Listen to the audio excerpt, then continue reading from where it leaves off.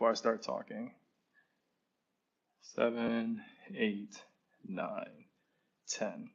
All right.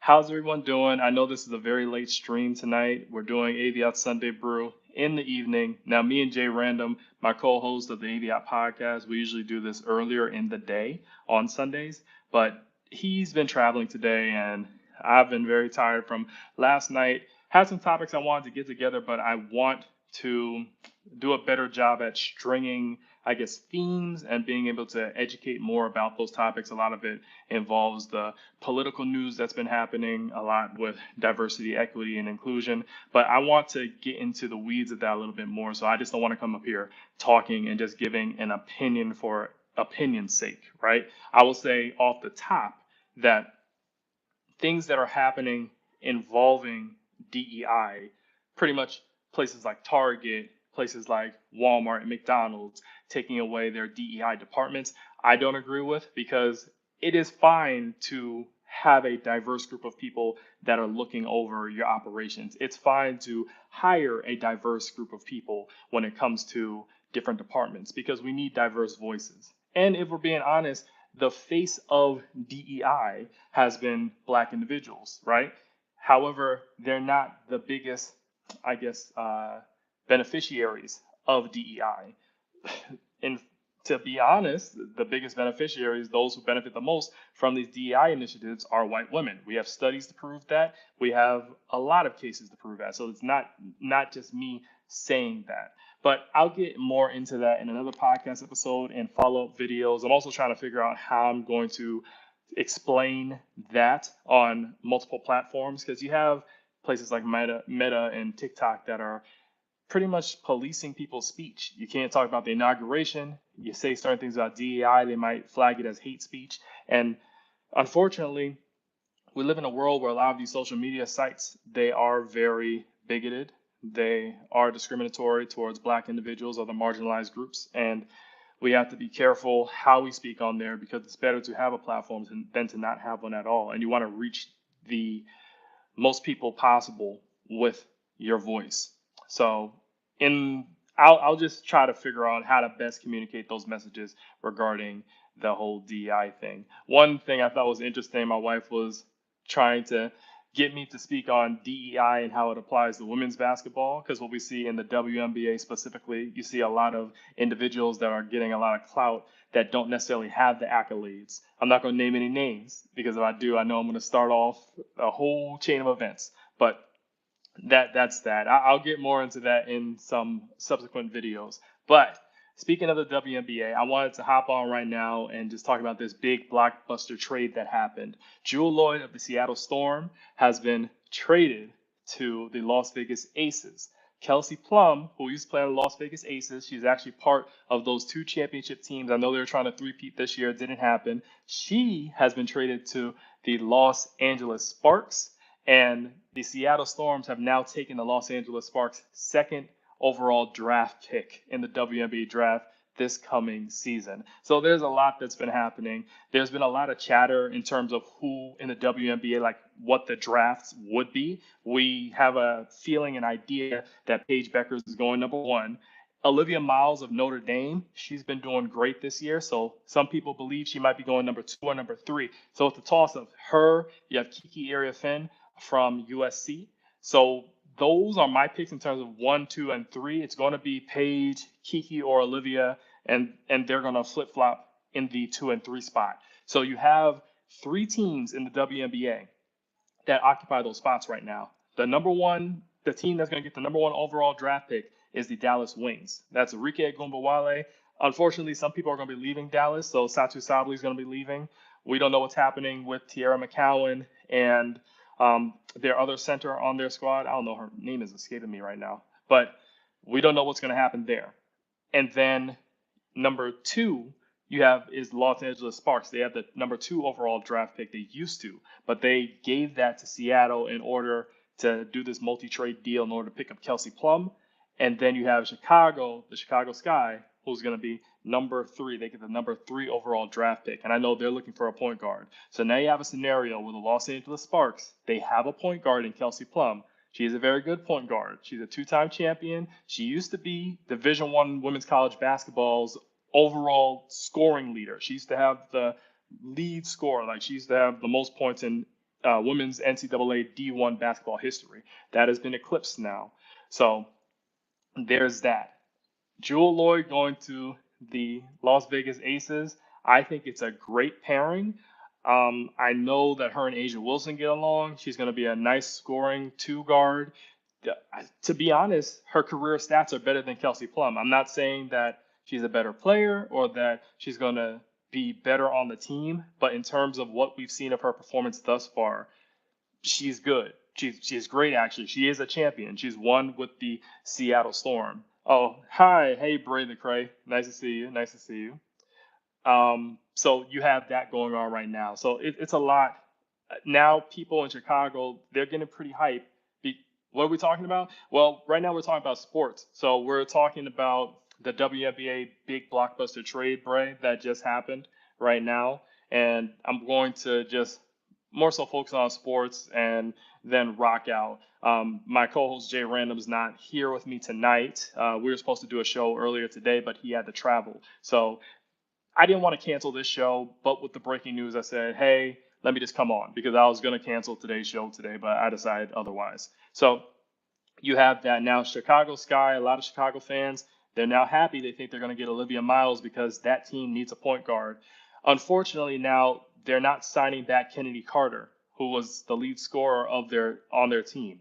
So now Chicago's in need of another scorer. I know a lot of people had their eyes on Jewel Lloyd. Jewel Lloyd is going to Las Vegas. So Chicago's going to have to figure out what to do. Now they lost their lead scorer. They don't know where they are in the draft. I know Satu Sabli's out there, but if they pick her up, there's a chance that she only stays a year and goes away. So Chicago's in a rough spot. So we'll see how they make things shake. I love the way the WNBA women's basketball in general, like where it's going right now. I feel that it is a young league, right? So a lot of people have had a lot to say in the past. They're like, oh, well, the WNBA is a waste of time. They can't dunk, blah, blah, blah, blah. Hey, bro, do you believe in God? That's random, Ronaldo. But yes, I do believe in God. Yes, I believe in a higher power. Is there any specific reason why you asked that question? Um, and if you have a follow up, I'll speak to that as I'm talking.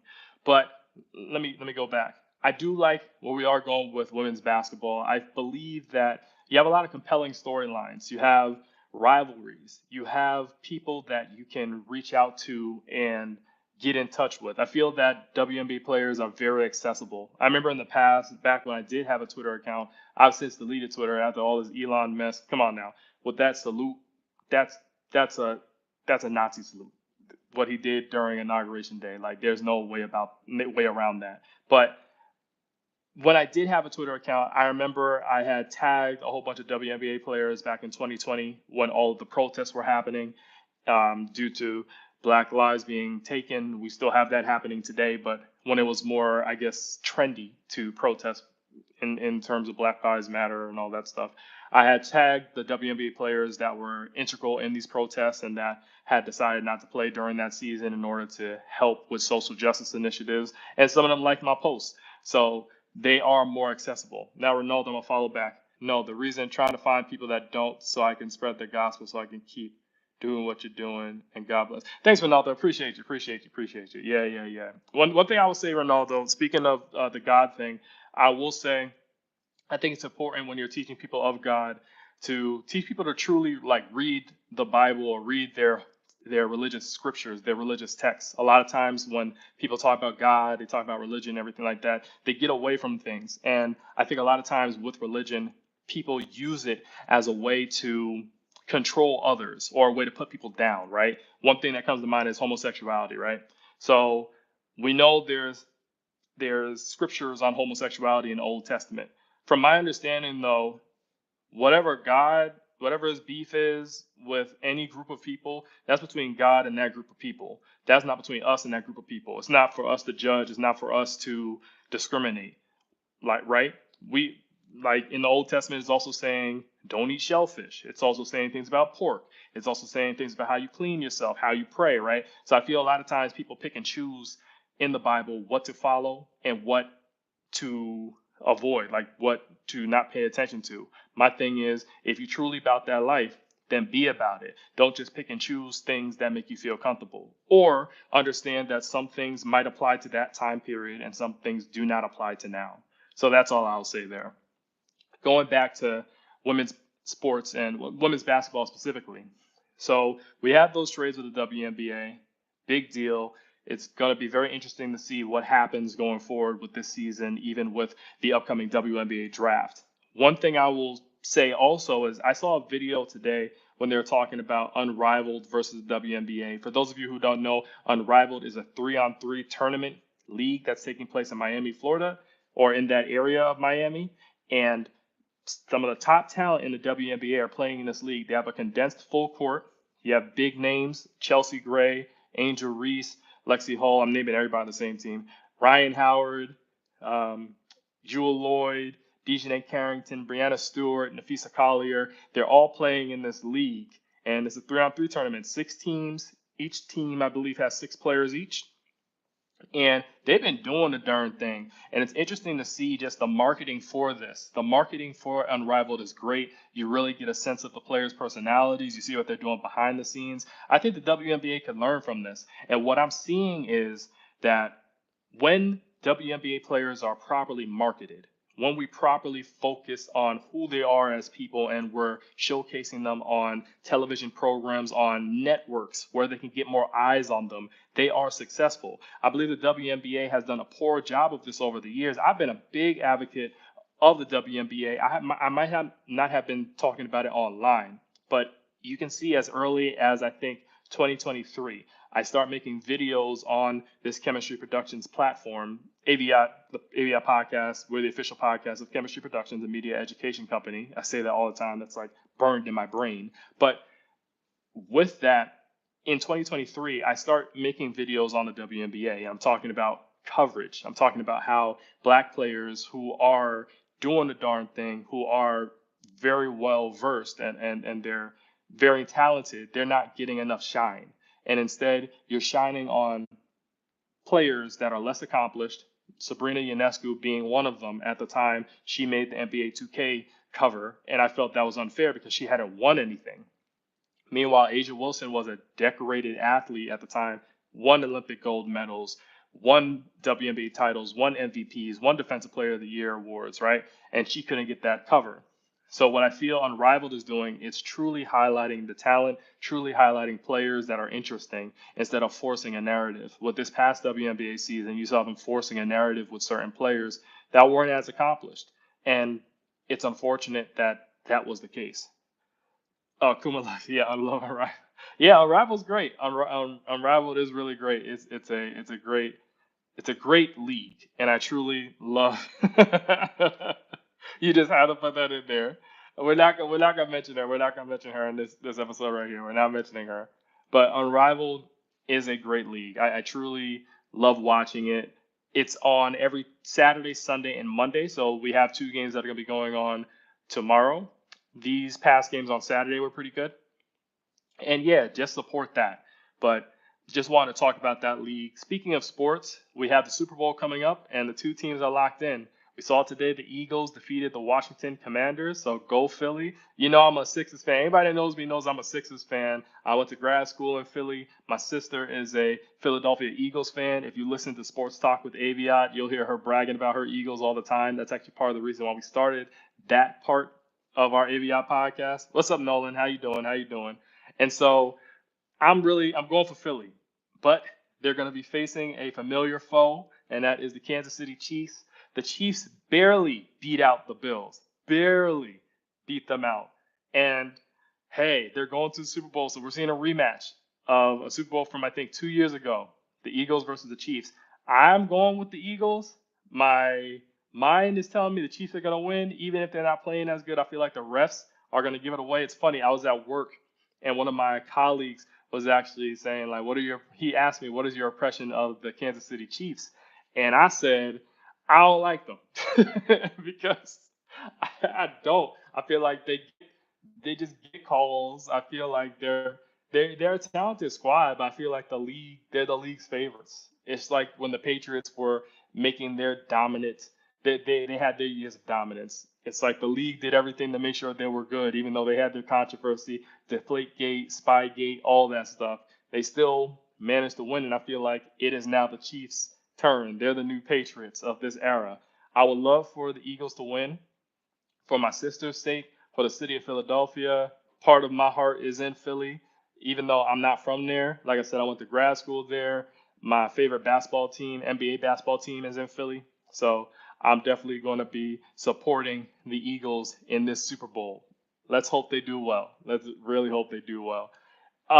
Speaking of Super Bowl, I want to know what y'all thoughts are on this Kendrick Lamar Super Bowl performance. We've seen Aubrey Drake Graham throwing hissy fits, suing UMG, Spotify, or trying to sue, trying to say that his character was defamed due to the Not Like Us song. Do we think that Kendrick is going to play Not Like Us?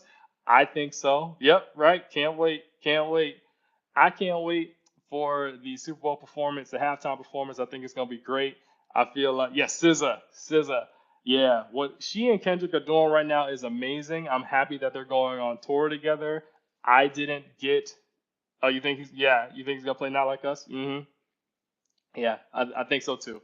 I think he might censor some parts though, but he's definitely going to play it, especially because there's so much of an effort to not get him to play it. That's what makes me believe he's definitely going to play it. So there's that. But I love what SZA and Kendrick are doing. I feel like they complement each other so well. Every song they put together from back in the day, I'm talking about back in the earlier 2000s when Kendrick was first coming out and SZA was first coming out, like they had tracks together that were very good. And so I think that they're gonna do. I think they have a song called like "Doves in the Wind." Is that what it's called? But they have good tracks together outside of Luther, outside of 30 for 30. Think about it. All the stars. Can't wait for the Black Panther song. Yeah, all the stars. That they're definitely gonna play that. And I forgot they did that song together. So I think that in a stadium setting is gonna be really good. What I was trying to get to though is I didn't get tickets to their concert. I'm not really a concert guy, so like maybe once in a while I'll go to a concert, but I like to see it on television. I feel like those are the best seats in the house. I understand that people have their thing with concerts. They get to be there, they get to experience things live. It's cool. And maybe later on I'll start going to concerts, but my shit. um but you're funny, Kuma. But yeah, I know that their concert's gonna do well together, and I think that Super Bowl is a preview to that performance. Oh, speaking of performances, I have to give a shout out to DJ Unk who passed away. Now, if those of you who don't know DJ Unk, who he made the song "Walk It Out." He also made a song called Two Step, big time like Southern classics, in my opinion. I remember back when I was coming up in high school, those were big songs we were dancing to. He passed away. It was determined that he passed away due to a heart attack. And per his wife, he passed away in his sleep. And with that, she said he doesn't have a history of substance use. So with that, it tells me that there were probably underlying health complications that were going on. And with that, I want to send a message to just black men out there in general. With we see it happening with black men dying from heart attack, from heart conditions due to high blood pressure, high cholesterol, all that stuff, stroke, and we really have to do a good job of keeping track of our health, making sure that we're eating properly, make sure that we drink in moderation, make sure that we sleep. I understand Nas had said back on his album Illmatic, I don't sleep because sleep is the cousin of death. No, you have to sleep. Sleep is important. It's truly important. Getting that 8 to 9 hours is really important. It's going to help you in the long run. So I want to encourage black men specifically out there to take care of your health. Make sure that you're watching your blood pressure, getting a check in the doctor's office. Make sure that you are getting checked out because it's really important. And the last thing I'll mention too, and this is not going to be a long show tonight. Like I said, I was just doing it because I didn't want to cancel this, and there were some stories to talk about. But I want to talk about this South Carolina versus LSU women's college basketball game. Great game. I actually have a video that I have to put out. I recorded it 2 days ago, but I still haven't put it out yet. Don't ask why, but it'll come out. The game was great. It really showed how dominant South Carolina is when it comes to their defense. But there was some controversy at the end of the game because when South Carolina had won and beat LSU, handing them their first loss of the season, the DJ, I believe the DJ goes by DJ T.O., played a song by Camouflage. I forgot the name of the song, but Camouflage is Flage's father who passed away. His life was taken before Flage was born. So Flage was already cooking in the oven. Her mother was pregnant, and her father was murdered, gunned down before she was born. So to play that song when LSU loses, Flage wasn't very happy about it, and I know that DJ has been suspended for a game. I think there should have been a harsher penalty. Per that DJ, though, the DJ said that they played that song by Camouflage, Flage's father. That was his rap name. They play that song, they claim, all the time, and that they grew up being a Camouflage fan. But I just think that there's a time and a place, and you really need to know when something isn't appropriate. And playing that song after LSU gets their first loss against South Carolina, you gotta think that's not going to be received well, no matter what you mean by that, right? No matter what you mean. So going forward, I hope they do a better job. And yeah, that's pretty much the show for today. Just wanted to talk about that big trade, just give some news on sports. I know I talked about DEI a little bit when we first started the show, and I hope everyone likes it. Feel free to comment after I end this live. I'm gonna just brush it up and put the bells and whistles, make sure I name it and everything. But thanks for joining, everybody. I appreciate the likes. I appreciate the views. Thank you, everybody who commented, and we'll see you next Sunday. But make sure also to thank you very much, Kuma. I appreciate you. Also, make sure to tune in to the AVIOT podcast on streaming services near you. We put up episodes every Tuesday and Thursday. All right? So we'll see you next time. Peace.